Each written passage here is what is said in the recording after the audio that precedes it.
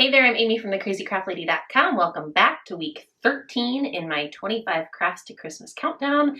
We're going to make a Dollar Tree craft this week with a pretty iconic Dollar Tree staple. If you are a dollar store crafter, you are probably familiar with these little wooden houses. People have been on YouTube and Pinterest turning these into all sorts of crazy things. Today we're going to do something really super simple, pretty classic, and we're going to make a Christmas village that's kind of gingerbread inspired.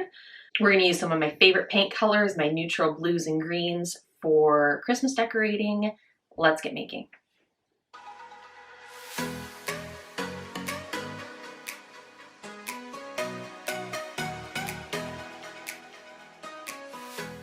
So first things first, head to Dollar Tree and pick up some of these little mini wooden houses. They come in a variety of sizes and heights and widths. You can find them kind of by like the picture frames and the peel and stick wallpaper, stuff like that. You'll want to prep the houses by peeling the sticky label off the back of them. Shout out to everyone who left a comment on my Dollar Tree pumpkin signs video encouraging me to get a heat gun because it has been an absolute lifesaver. And then the first thing you're going to do is paint all of them. So I did a variety of colors. I painted mine in like a dark green, a navy blue, and a black. I used a DecoArt Americana acrylic craft paint. My colors were avocado, deep midnight blue, and ebony lamp or ebony black. I will list like all my paint colors in the video description, so if you miss them, you can go back and read that. So just paint like all the flat surfaces all the way around. The wood sides are a little bit easier to do than like the back flat panel because that back panel isn't actually wood. It's like a cardboard type material, so it really soaks up the paint. So I would say to get like full coverage, you're probably gonna have to do one coat and then a thin coat for touch-ups after that. And then I also used some wood stain, so Folk Art Home Decor wood tint in the color walnut to create like a wood effect on a couple of my little houses. So I did a coat of wood stain, and once again, it like soaks in.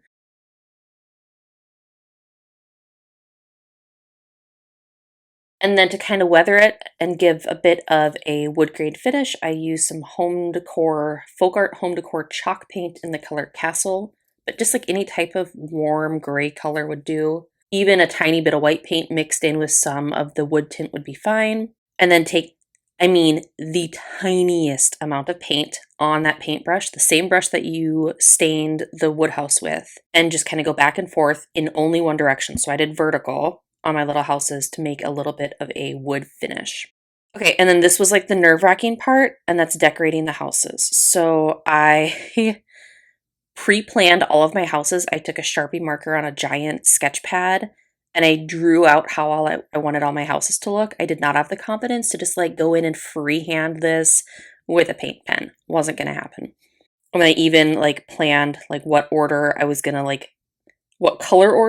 going to lay out my village in when I displayed it on my shelf.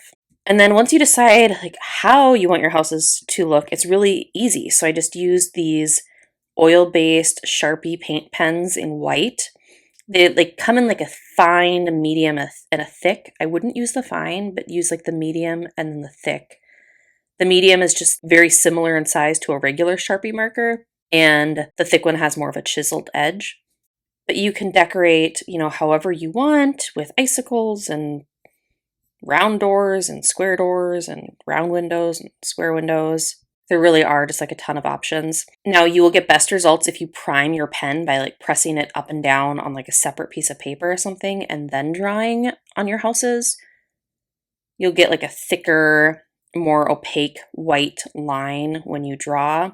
But if you don't get the amount of coverage that you want the first go around, you can easily go back and do a second coat, but wait for it to dry. So let it dry completely and then add another coat. But here is my finished little Christmas village. As you can see, like you can get really creative with, adding trees and round doors and embellishments and decorations. But a super easy dollar store craft. I hope you enjoyed this tutorial. Stay tuned next week for another countdown to Christmas craft. Until next time, happy making!